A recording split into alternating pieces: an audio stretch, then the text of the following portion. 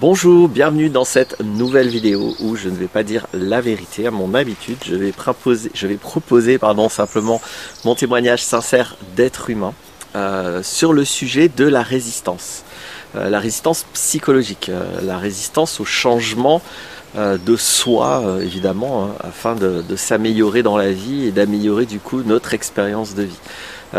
Auparavant, je vais faire un témoignage. Qui est une autre forme de résistance.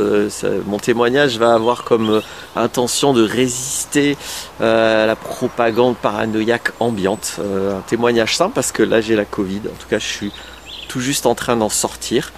Alors oui, déjà première parenthèse, je dis la Covid, il y a débat là-dessus.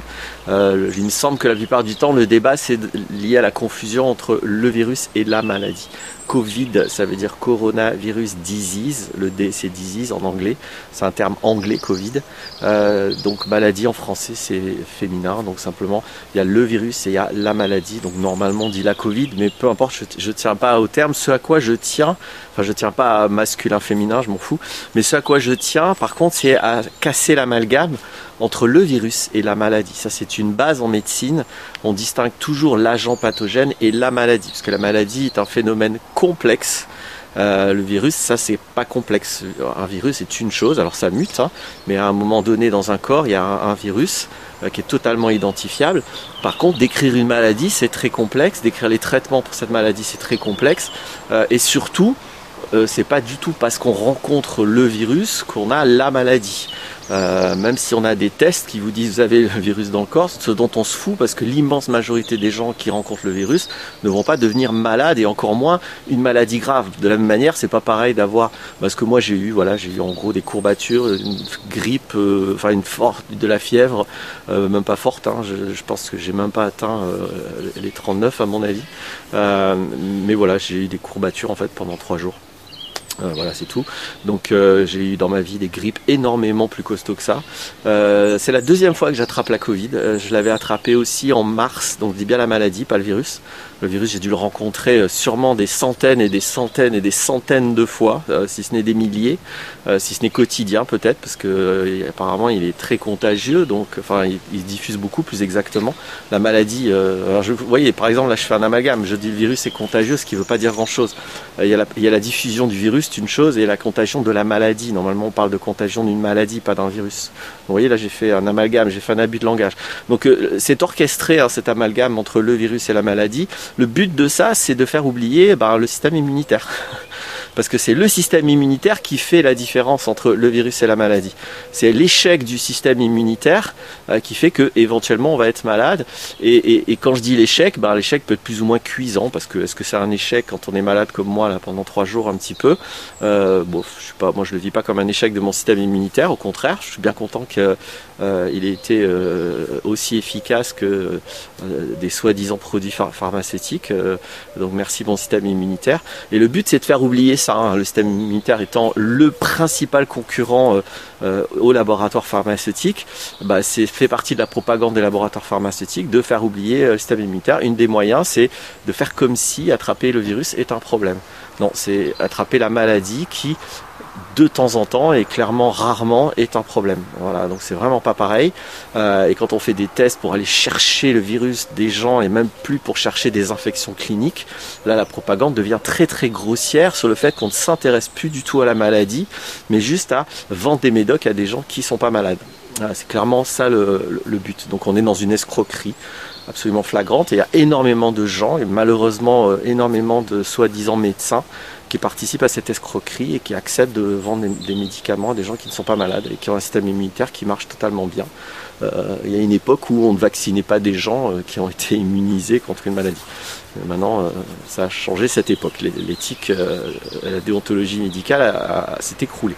Donc, je voulais dire ça. Je voulais aussi témoigner que voilà. Donc moi, je l'avais attrapé. D'ailleurs, j'avais aussi fait une vidéo. Vous ne saviez pas à l'époque, je l'avais pas dit, mais la première vidéo que j'ai fait sur le coronavirus, c'était en mars 2020, et j'étais au milieu des palmiers. J'habitais au bord d'une oasis. J'habitais dans une oasis au bord du Sahara à l'époque. Et même là, j'avais attrapé la Covid. D'ailleurs, peut-être je me suis trompé là. Je m'excuse, j'ai peut-être pas eu la rigueur que j'invite à avoir. J'ai peut-être dit j'ai attrapé le coronavirus ou non. J'ai attrapé la Covid en mars 2020. J'ai eu très peu de symptômes, rien de problématique. Ma compagne a attrapé la Covid l'année dernière. J'ai pris absolument aucun soin, à part des huiles essentielles, et j'ai absolument rien eu.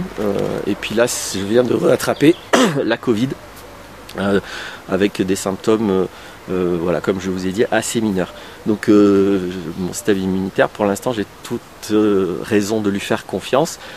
Pour que mon témoignage soit plus complet, moi je me soigne exclusivement avec des huiles essentielles, avec du zinc aussi, j'ai pris cette fois. Voilà, donc c'est pas comme si j'ai rien fait non plus. J'ai aidé mon système immunitaire, c'est le but des huiles essentielles, hein.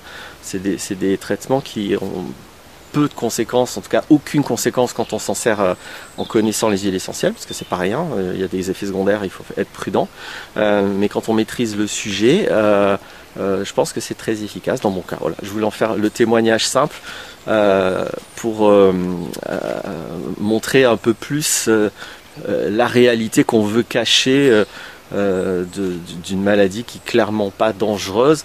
Quand je me permets de dire ça, en tout cas pas plus dangereuse que les autres pneumopathies, cherchez sur internet, vous tapez 4,25 millions de morts, je sais pas si j'ai déjà invité à chercher ça, je mettrai le lien, je pense. Il y a, je crois que c'est la Fondation mondiale du poumon ou un truc comme ça, qui avait évalué que, donc c'était en 2010, hein, bien avant la Covid, il y avait 4,25 millions de morts par an dans le monde liées à des pneumopathies, incluant des enfants et des adolescents. D'accord, c'était sorti dans quasiment tous les médias à l'époque, hein, donc on n'est pas du tout dans des informations alternatives, encore moins complotistes. Et donc la Covid officiellement refait, selon les chiffres qu'on peut énormément contester d'ailleurs vu comment ils comptent, entre 4 et 5 millions de morts en 2 ans. Donc on est 2 fois moins dans le monde, hein, j'entends. Donc on est avec 2 fois moins de morts. Alors bien sûr, il y a des tas d'études qui peuvent être payées pour essayer de contrer ces faits qui sont la réalité.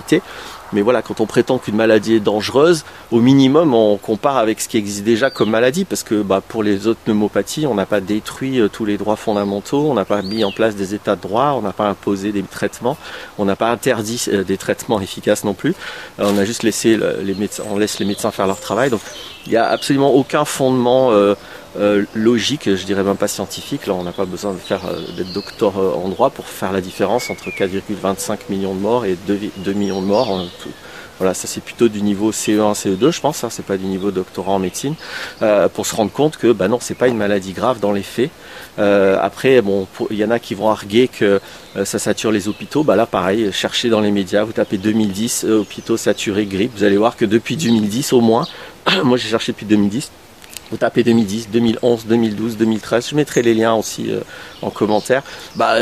C'est systématique, hein, ça fait partie du système aujourd'hui. Les hôpitaux sont gravement saturés, les urgences sont gravement saturées systématiquement quand il y a des épidémies de grippe. Donc là encore, il n'y a absolument rien de nouveau avec la Covid, surtout que maintenant on sait que les soi-disant saturations ont été exagérées et il y a eu beaucoup de médias mensonges sur la question. Les chiffres qui sont apparus l'année après tout ça ont montré que en fait la Covid a concerné que 2% des hospitalisations. Pareil, je vous mettrai tous les chiffres, etc. Bon voilà, un peu pour faire un peu de résistance contre une propagande qui est, j'espère, maintenant devenue totalement ridicule, mais c'est pas encore le cas pour tout le monde, mais voilà. Et je vais enfin passer à l'autre sujet que je voulais aborder, la résistance, cette fois psychologique. J'avais envie de l'aborder vraiment d'une manière très directe sur concrètement comment ça se passe. Alors c'est complexe la résistance psychologique, elle est multi cause et multi effet, mais je voudrais rassembler sur l'essentiel de ce qu'elle permet d'éviter, parce que changer, c'est changer. La résistance psychologique, c'est de la résistance au changement. C'est je ne veux pas changer. Je vais revenir sur, après tout, pourquoi changer. On va y revenir. Mais déjà, je veux parler de cette résistance. Le meilleur moyen, c'est juste d'empêcher l'action. Et donc, essayer d'éviter de tomber dans la résistance psychologique, c'est finalement n'être vigilant qu'à une seule chose, c'est que dès qu'on comprend quelque chose, ce soit bien suivi de décisions et d'actions conséquentes. Si vous ne faites pas ça, vous résistez. Voilà, qui est très simple, hein. C'est-à-dire que si quand vous prenez conscience de quelque chose, de lien entre des troubles ou des émotions que vous avez et votre passé, des souvenirs, des vécus émotionnels intenses, etc. Si vous n'en faites rien d'autre que cette prise de conscience, vous êtes en train de résister. Soyez vigilants aussi à vos habitudes de fuite, parce qu'on va appeler ça une fuite, on pourrait dire, hein. Si j'ai un problème et que j'agis pas pour le régler, c'est-à-dire je change pas la relation avec mes parents, si c'est avec eux que des problèmes ont commencé, peut-être qu'ils sont toujours là, je change pas mon rapport à mon passé, alors que de toute évidence mon passé continue de me faire souffrir, je le constate et j'en fais rien, je fais comme si je ne peux que le subir. Donc vous êtes responsable de tout ça, donc vous ne pouvez pas le subir, vous pouvez que vous infliger de ne pas changer, donc de résister, de trouver toujours les mêmes excuses pour remettre en place toujours les mêmes raisonnements, toujours les mêmes systèmes de pensée, toujours les mêmes décisions. C'est ça la résistance, hein. En fait la résistance c'est l'attachement aux idées. On pourrait le formuler comme ça, on résiste, c'est ça, hein. C'est que nos révélations de conscience devraient nous faire exploser certaines croyances, certaines pensées, certains principes, mais on veut pas, peut-être parce qu'on ne sait pas encore par quoi les remplacer, et c'est vrai que c'est inconfortable, une zone comme ça, une espèce de no man's land où on lâche certaines façons de penser, certaines croyances auxquelles on tenait beaucoup, certaines conceptions, certains piliers de notre psychologie, on les fait tomber parce que on constate qu'ils étaient faux tout simplement, c'est-à-dire ils étaient dissonants, ils n'étaient pas conformes à la réalité à laquelle mon mental que mon mental espérait, je vais dire. Et on lâche pas ça, on n'a pas le fameux lâcher prise, on résiste, on tient à la prise. La résistance c'est la prise, le changement c'est le lâcher prise avant tout. Ça commence par le lâcher prise, mais ça ne suffit pas le lâcher prise. Le lâcher prise d'une croyance, d'un principe, d'une idéologie ou même de certaines valeurs, si à un moment donné elles deviennent toxiques, je dis bien elles deviennent toxiques, hein, je vous encourage pas à lâcher tout comme ça n'importe comment, c'est vous lâchez ce qui est avéré comme toxique et ce que vous voyez comme toxique, mais par contre ça doit être suivi d'action, de changement, de décision et d'action. C'est-à-dire à un moment donné il faut des muscles, ne serait-ce que pour changer les réseaux de neurones. Si vous ne mettez pas votre cerveau dans de nouvelles expériences, le cerveau ne change pas. Changer c'est pas que du mental, de la compréhension intellectuelle, changer c'est aussi de la biologie. Vos réseaux de neurones doivent changer, sinon vous allez juste changer vos idées et à la limite souffrir encore plus parce que vous allez vous observer dans toujours les mêmes comportements, toujours les mêmes réactions, toujours les mêmes émotions, parce que vous n'avez pas changé. Vous avez juste compris quelque chose intellectuellement et vous restez vraiment en surface des choses. Le changement, c'est pas juste de la lumière ou de la compréhension ou de la conscience, de la prise de conscience. Le changement, c'est que je deviens quelqu'un d'autre, pas intégralement. Je change une partie de moi, je garde d'autres parties, mais inévitablement, changer, c'est changer. Si je ne veux pas changer, il y aura zéro conséquence à ma prise de conscience, autre que peut-être encore plus de souffrance, mais qui feront partie du lot de toute façon. Et quand j'ai des systèmes toxiques, si je n'en fais rien, de toute façon, le pathos va s'accumuler, et moi je vais me rabougrir de plus en plus, et je vais rencontrer de plus en plus d'échecs, de plus en plus de dysfonctionnements, je vais de plus en plus croire que de toute façon je peux rien y faire, que j'ai pas eu de chance dans ma vie, blablabla. Bref, je vais me poser en victime, on est dans le cercle vicieux victimaire, et qui va bien valider que je ne peux pas changer, ce qui est un mensonge absolu. La plupart du temps, c'est qu'on ne trouve pas le courage de changer, parce que tout le monde peut changer, tout le monde peut poser des actes alors qu'il a peur, tout le monde peut faire ça, et on a le droit de pas le faire, mais on a aussi le droit de le faire. Et en tout cas, la résistance, c'est ça, c'est ce qui va vous empêcher de changer, donc d'agir, mais d'agir d'une manière que vous n'avez jamais réalisée avant. Sinon, je parle bien d'agir d'une manière qui est différente. Qui vous place dans une autre vie, dans un autre tournant, dans un autre aspect de la vie, dans d'autres rencontres, dans d'autres expériences. Inévitablement, s'il n'y a pas des nouvelles expériences, c'est que vous n'avez pas changé. Soyons sérieux avec le mot changement, d'accord ? Donc, observez du coup tout ce qui vous évitent de changer. Observez vos fuites. Notamment si vous avez des habitudes quand vous avez des émotions, de fuir, c'est-à-dire soit d'étouffer les émotions avec du tabac, avec de l'alcool, avec des drogues, avec de l'occupation, avec du sexe, avec de la bouffe. Il y a plein d'addictions qui sont les manifestations les plus grossières de quelqu'un qui résiste énormément au changement. Quelqu'un qui ne veut pas avancer psychologiquement, c'est quelqu'un qui, dès qu'il est en émotion, a une solution pour ne rien faire, d'autre que fumer une clope, boire un coup, aller trouver un coup dans le soir, etc. etc. Donc tous ces comportements de fuite, regardez-les comme de la résistance au changement. Au moins, soyez clair avec ça. Je dis pas que c'est mal, je dis pas jugez-vous, vous êtes pas bien de faire ça, c'est mauvais. C'est pas ce que je dis ceci est la résistance. Donc si vous souhaitez résister, très bien. Si vous ne souhaitez pas changer, continuez à faire ça. Après, ne vous mentez au moins pas à vous-même. Si vous prétendez un changement, si vous allez voir des psys, si vous faites des démarches personnelles, etc., le minimum, c'est de ne pas vous auto-escroquer en repérant, maintenant que vous regardez cette vidéo, vous ne pourrez plus ne pas le faire, en repérant vos mécanismes d'évitement, de fuite, de non-changement, donc en repérant vos mécanismes de résistance et en continuant à les mettre en place. Voilà, soyez au moins honnête. Vous avez bien le droit, quand vous avez une émotion, au lieu de changer quelque chose, de fumer une clope, de boire un coup, d'aller acheter des trucs aussi. J'ai pas parlé de celui-ci, d'actes de résistance, donc résistance psychologique. Hein. On est moins dans la bravoure de résistance politique. Mais regardez ça, et puis si vous le souhaitez, arrêtez de faire ça. Alors oui, ça va vous faire très peur, oui, ça va être très inconfortable, mais ça c'est le temps de transcender et d'apprendre. Le cerveau, forcément, quand vous le mettez dans une expérience nouvelle, il est décontenancé, il est perdu, il est en train d'apprendre en fait. Donc renouer avec le naturel d'apprendre. C'est notre manière de vous demander de cesser de résister, c'est renouer avec le naturel d'apprendre.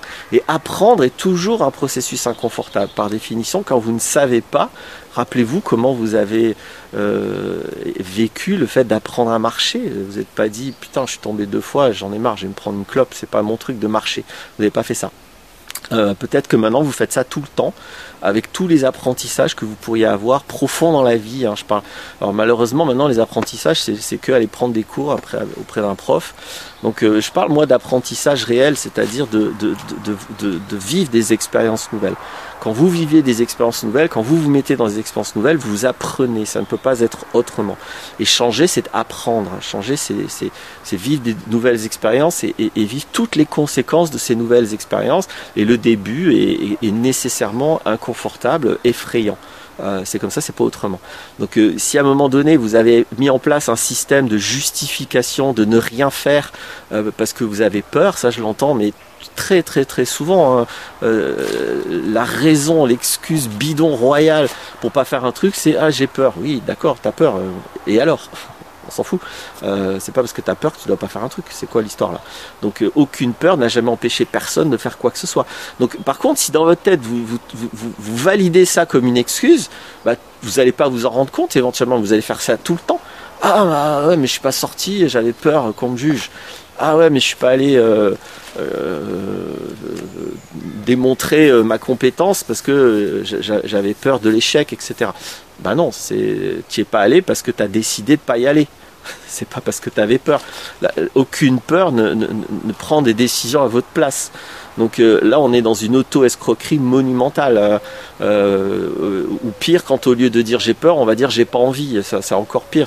Non seulement on suit sa peur, mais en plus on se le cache. Donc assumez au moins vos décisions. Éventuellement, allez voir la vidéo que j'ai fait sur assumer sa lâcheté. Parce que changer, ça va demander du courage. Et on a le droit de pas tout le temps avoir du courage. C'est ok.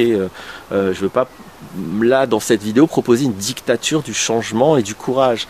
On a le droit d'être lâche aussi, on a même le droit d'être malhonnête si vous voulez. Par contre ça, je le décourage, ça suffit d'être lâche.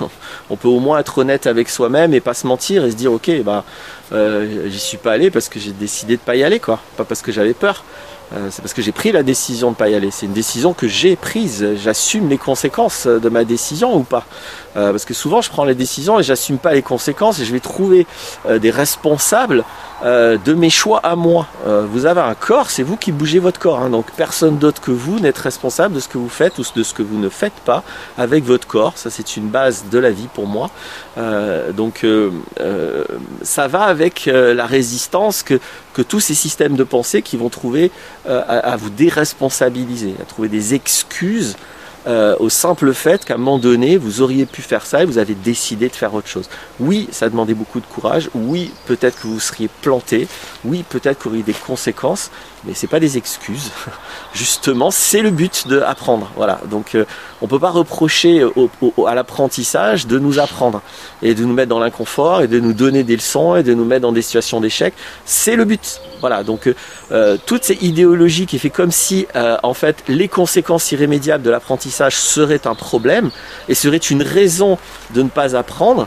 Bah, évidemment, j'ai envie là de les poser comme une escroquerie monumentale et c'est ça la résistance. D'accord ? J'espère que j'ai réussi à montrer en bout de chaîne, c'est la résistance à plein.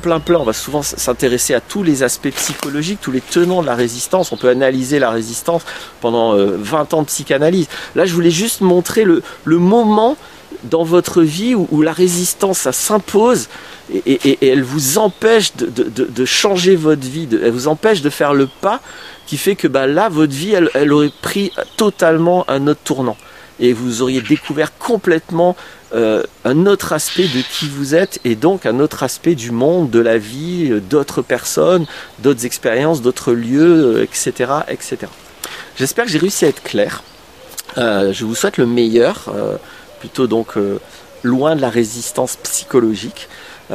Qui va peut-être vous pousser à des résistances citoyennes ou personnelles par rapport à vos schémas de pensée, par rapport à vos obligations culturelles, familiales, religieuses ou autres, si elles étaient toxiques, si elles vous portent, si elles vous respectent, surtout restez avec ça.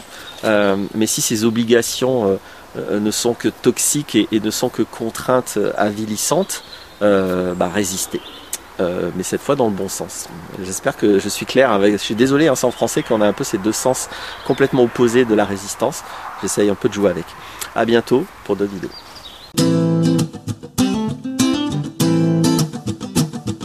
Life's a foolish game. Do you ever feel the same? Well, maybe we could change. Turn the ship another way. Feel it in the darkness. Sailing right into those jagged cliffs. Yeah. Some say we've always been insane. Hey, life's a foolish game.